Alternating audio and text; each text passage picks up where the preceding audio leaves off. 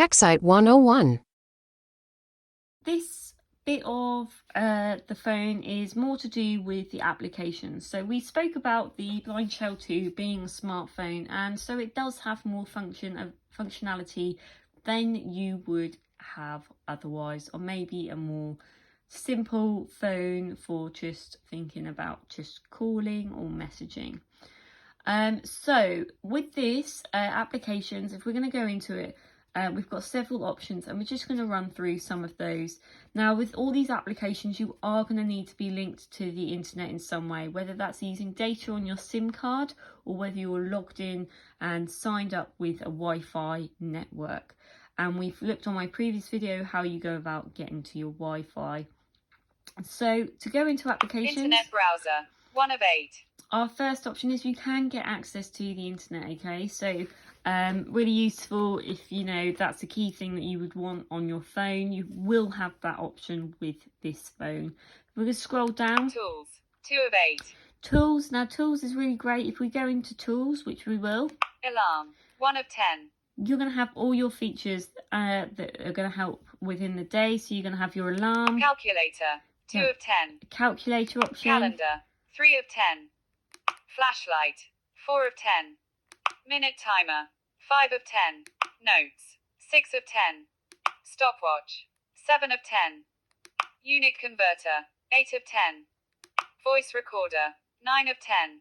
Weather, 10 of 10. Okay, so these are all kind of your features that you would hope to have on any smartphone, and they're already all here, which is really, really useful under your tools section. So we're going to come out of the tools section now.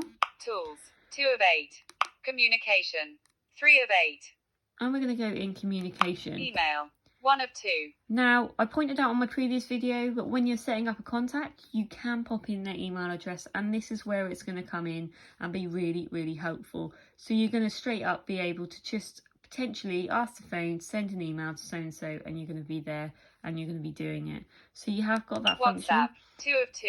Really great one. Loads of family groups, loads of friend groups now are working on WhatsApp, and this phone has WhatsApp built into it. So you can use WhatsApp and communicate through that, not just through standard text messaging. Email, 1 of 2. And we have just those 2 extra communication methods on top of our standard calling and text messaging within our communication settings. Communication, 3 of 8. Media, 4 of 8. So media, so this is going to be things BBC such as Sounds, radio and podcasts, 1 of 8. Really great if you're a regular listener of that BBC Sounds. Camera, 2 of 8. Again, taking photographs on the phone through the camera. Document reader, 3 of 8. Document reader. Now, please be aware of the document reader. It is not something that is going to be taking a picture and reading a letter, for example. It is only imported documents or like files that you've saved or downloaded on the phone. It will be able to read it to you. Unfortunately, that is a limitation of this phone, and I have spoken to the developers about it. I really hope it's something to consider going forward. FM radio, 4 of 8. So you've got radio options. Images, 5 of 8. This is where you're going to find your pictures. Internet radio, 6 of 8. Music player, 7 of 8. YouTube, 8 of 8. BBC Sounds, radio and podcasts, 1 of 8. So it's kind of like an all-in-one. Again, this is a smartphone feature coming in quite well here, but actually potentially presented in a much less busy context than you perhaps would expect with usual smartphones. Media, 4 of 8.